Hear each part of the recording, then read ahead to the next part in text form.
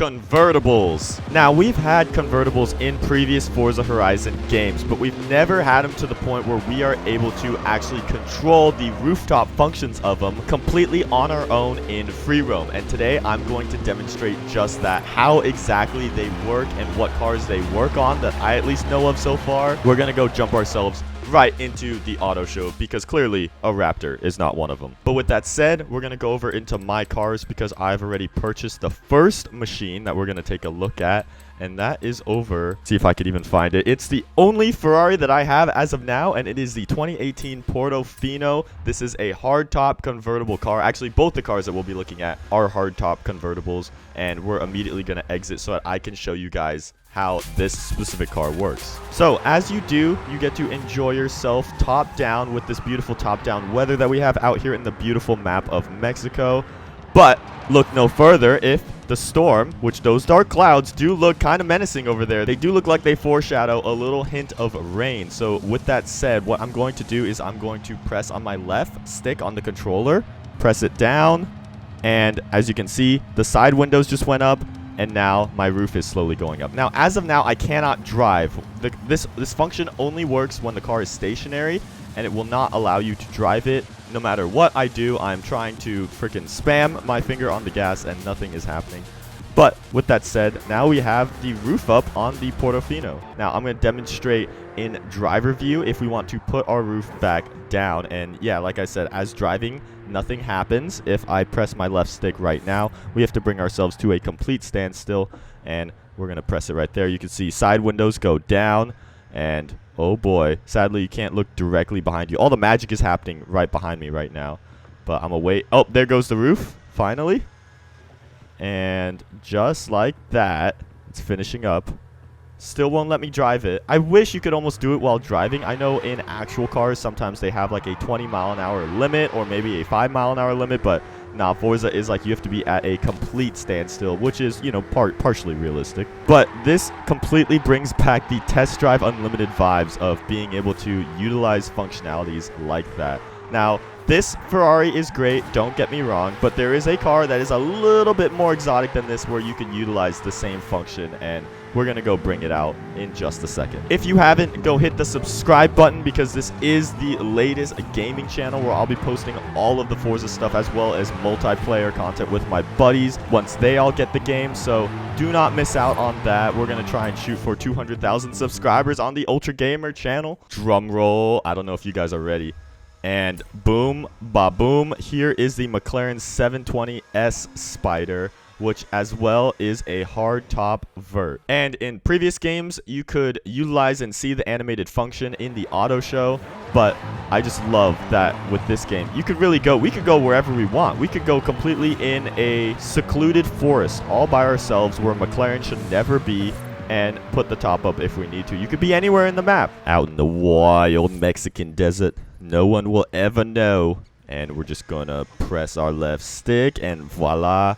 You can see the centerpiece needs to be modulated over.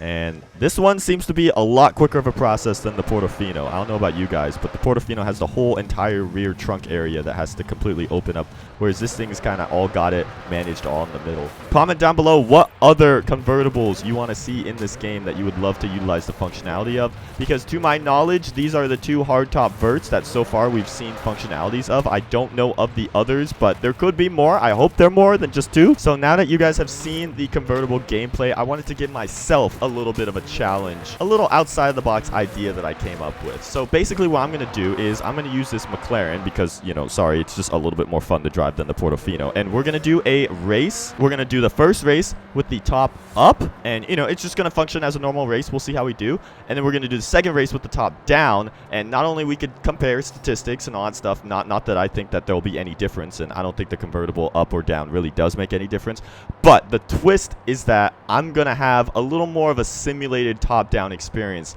myself for that second race. So stay tuned in the video to see what I mean by that. Top is up. We are going to start our first event in the McLaren Spider. I don't really know what the difference is between when cars are convertibles, roadsters, spiders, cabriolets. I know I'm sure they all have some sort of subtle meaning to it, But basically, this is a spider to my knowledge. Actually, there's different types of spiders too. The 918 spider is with a Y, whereas I believe this spider is with an I. Cars are freaking weird.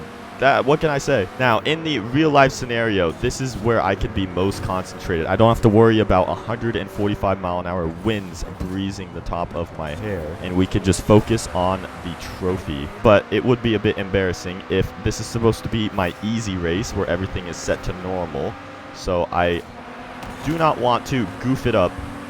I'm trying to concentrate right now. I'm going to utilize drafting against the big boat of a GTR and fly past their braking points. We got 2 4 GTs. Oh, this is going to be close. We're already 3/4 away through. But I'm gaining. I can slalom past them. Got one. Now let's just bite the other. Make sure we're in the right gear. Oh, both these cars are super fast, but this is actually a lot closer than I want it to be. All right, that's right. Y'all stay back there. And boom. All right, easy dub. I want to say, you know, totally didn't almost lose.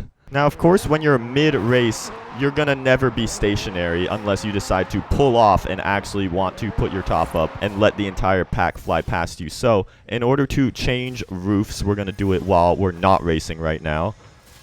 This is why it would have been cool to be able to remove and put on your roof at 120 miles an hour so you could do it while you're passing your 4GT competitors, but I understand the realistic effect of it. So here's what I'm going to do. I have 2 fans right beside me, not subscribers like you guys, 2 like actual fans that blow wind, and I'm going to turn them on to full blast to simulate for this next race what it would be like if you're in a top-down scenario.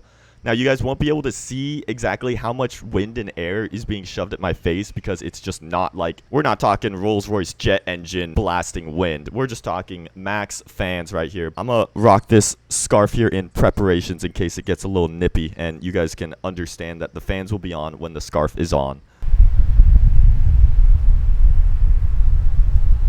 I don't know if you guys can even hear the wind noise out of it. I think you actually might be able to hear a little bit because I could hear it directly.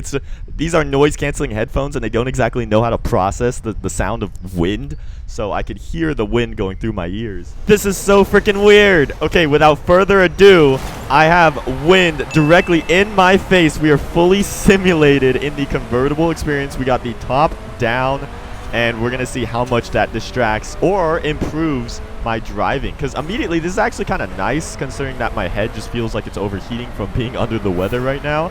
So this is, you know, I actually don't mind this, but we're off to not a bad start. I already feel like we're doing better than the last race than we were. We'll go into driver view for the full experience. Oh, sorry about that, Saline. Didn't mean to freaking run into his bum like that, but immediately it's just everything feels a lot more intense because I just hear wind noise directly through my headphones right now because of the actual breeze that is being set upon me. I mean, these McLaren engines, these are pretty quiet engines, twin turbo V8s. By the time you slap on turb skis on a stock V8 motor like that, I mean, you don't hear it that much compared to other loud NA cars. So it really makes me wonder if you're actually driving this at the speeds that we are, then you probably can't hear anything. You probably only hear wind noise. I mean, we're going literally like 150 just a second ago. But I guess top down seems to be the magical way because we're only 60% in and we're long ahead of the entire pack. I think the breeze just helps. I think it's just allowing me to be more relaxed. I don't have to, I guess, stress about feeling like I'm heating up too much. This might be the way to do it if you guys have spare fans, whatnot, lying around. Put them on full blast as you're driving a convertible in the game, and this is kind of a vibe and an experience. I thought this would be a challenge in itself that would make things a lot more difficult, but no, I'm enjoying it. Except for when stuff like that happens, trying to get control of this thing. I'm just giving them a chance back there. But well, that was a breeze, if I do say so myself. And just like that, we are done, baby. Ooh, we got a wheel spin. What's it gonna... Oh! We hit the jackpot. That's literally what I want. You can win cars in your wheel spins, but you can't directly sell cars for money in this game. So therefore, it's always earning credits. That's the most beneficial to me in wheel spins. That and dab emotes entirely. Some of this video, I mean, you guys already saw within the first 5 minutes how these convertibles work. I mean, I really do hope that we get more in the game. It really throws me back to Test Drive Unlimited and your freedom to be able to do whatever you want to your car, wherever you want to your car. But I hope you guys enjoyed my little challenge I gave myself. I'm really trying on all the solo video ideas I can. Like, I'm struggling. I really need multiplayer to come out. Leave a fat like, subscribe to this gaming channel if you haven't, and this is going to be JackUltraGamer signing this video off.